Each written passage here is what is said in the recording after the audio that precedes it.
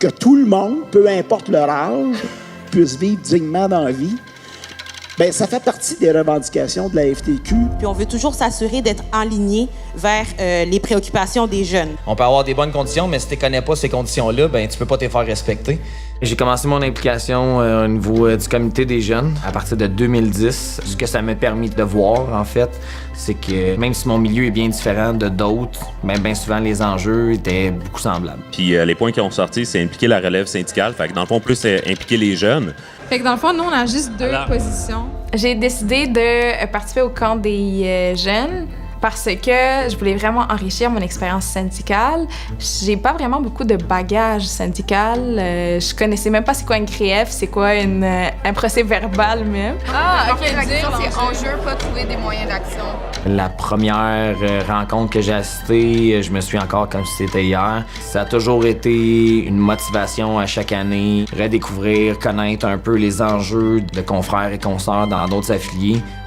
Je mets beaucoup l'emphase sur la communication pour s'assurer que l'information passe. Notre message ne doit pas seulement s'adresser à notre main-d'œuvre qui est syndiquée, elle doit s'adresser à la population en général.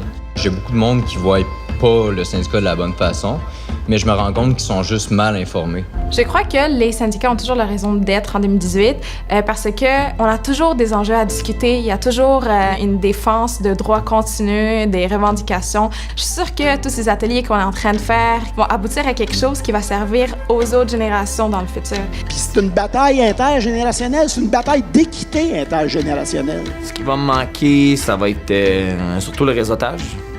C'est sûr que j'étais quand même déjà à l'aise avec le public, mais juste la prise de micro devant un gros groupe d'une centaine de personnes, ça l'a quand même développé. On s'y habitue, en fait. Je suis stressé de parler au micro.